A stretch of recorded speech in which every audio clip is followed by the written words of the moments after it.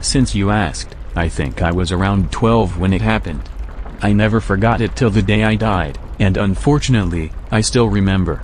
As you proceed, I only ask that you stay unbiased with your view of the paranormal. My family and I lived in a small town off the coast of Massachusetts. We didn't have much to do there but the occasional movie or play in my local theater. I had a few friends in my neighborhood that I'd occasionally talk to, but they were always so reserved and quiet around me. In retrospect, I suspect that their parents had told them not to talk to me for some reason.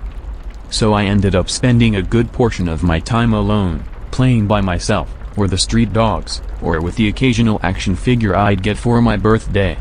I'm telling you this because the most exciting thing that ever happened to me at that time was hearing about Benetrip the Clown and his amazing circus of wonder coming to my town. I was stoked. The ad had come on a few times on television, mostly in the mornings when I'd watch my cartoons. I had never been to a circus before at the time, and when Benetrip popped up on screen and honked his red spongy nose, it made me giggle like I had never before. Best part was, it felt like he was talking to me personally through the screen. He'd tell me his circus was a kid's dream come true and that everything in it was mine to experience and enjoy. He only had one condition, in these ads. He told us not to bring our parents. Kids only, he'd say. I didn't think much of it at the time, and being the bored little child I was, I had desperately been waiting for something fun to happen, so I had decided not to tell my parents about it. They'd have never let me go alone anyway, and I didn't want to miss an opportunity to experience Benetrip's amazing circus of wonder. After about a week of waiting, the day arrived. The circus would be in the eastern side of my town near Old Man Fisher's boat shop. I took my bike, and raced myself down to the coast. It was pretty early in the morning, a little before the time Benetrip said it opens, but I wanted to get there before the lines built up, and to my surprise, I was the first one there. It was glorious. Benetrip had set up several tents on what used to be an empty ground next to the boat shop. There was so much candy stuffed in the sides of each tent and the smell of cheap theater popcorn filled the air. Cheap theater popcorn was my favorite. A Ferris wheel towered above it all and a small gate painted in red, with Benetrip's cardboard cut out in front of it all. The entrance was so small only a child could have fit into it. I parked my bike and stepped into the circus through the small gate. I was immediately greeted by a man with a welcoming smile, who wore a similar-looking face as Benetrip did in the commercials. He held my hand and guided me to one of the tents where he handed me a giant peppermint lollipop, before taking me on a stroll through the rest of the circus.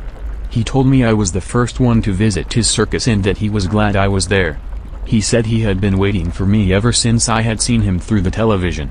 Suddenly I realized that the man I was holding hands with wasn't a random circus worker like I had initially thought, but Benetrip the Clown himself. In fact, there weren't any other employees around. Benetrip looked different in person. He didn't have the flush red nose he did in the commercials, or the flashy white and red striped suit.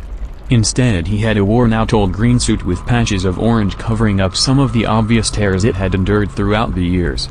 I suddenly had the urge to ask him if he was Benetrip the Clown. He gave no reply. Instead he was strolling deeper into the circus with my hand, with his face looking straight ahead into the distance and never at me. His welcoming smile had faded into a more serious demeanor. I might have been a lonely child, but I wasn't stupid. I knew something was wrong and I started screaming. But as I did, Benetrip tightened his grip on my hand and pulled me faster into the circus, which seemed to never have an end to it. We had gone past the giant Ferris wheel several minutes ago and I had tears rolling down my eyes, screaming for help. Was I being kidnapped? What was he trying to do to me? Was this how I died? As I began to lose hope I noticed a door to my side that had the words exit engraved on it. My adrenaline kicked in and I bolted, tearing my hand away from Benetrip's tight grip, his fingernails scratching my skin. The run towards the door was longer than I thought, and I'd occasionally turn back to see Benetrip chasing after me from behind. His face didn't have makeup anymore. It was black, an unnatural black that I had never seen before. I suddenly ran into a wall and collapsed onto the floor, hitting the ground hard. I felt a cold pair of hands grab me. They were strong, and I felt my feet dangling as they lifted me above the ground for a few seconds before putting me back down. It was Mr. Fisher.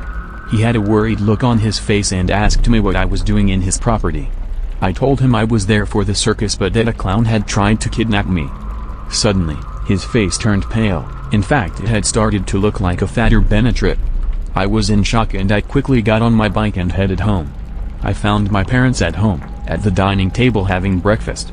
My mother had a furious expression on her face.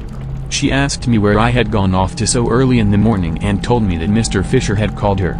I was frantically panting and told her that I was at Benetrip's circus and that he had tried to kidnap me, but my mother cut me off. She told me that Mr. Fisher had seen me get off my bike, wander off into empty land and walk back and forth before running towards his shop store and banging my head against it. My face went pale as I told her it was Benetrip's amazing circus of wonders that was in town and reminded her of the commercials I'd watch on television after my morning cartoons. My mother had a worrisome look on her face as she told me that every day for the past week, after my usual cartoon had ended, I'd take the TV remote, switch the channel to an unlisted number and watch static for a few minutes, giggling occasionally before turning the television off. I looked down on my right hand, where I felt my skin burning. There were 2 long lines on my hand where Benetrip's nails had scratched me. I ran into Mr. Fisher a couple days later as he was passing by my house. He stopped me while I was riding my bike and told me that he had thought about what I said that day near his shop and that it rang a bell. He told me that the ground next to his shop had been empty since before he moved there nearly a decade ago, but had heard from a friend of his that there had used to be a circus in where the ground was, but it had burnt down. Everybody had made it out of the circus in time except one of the tent workers. I asked him who it was, and after a short pause he recalled and told me it was someone by the name of George, or Greg Benetrip.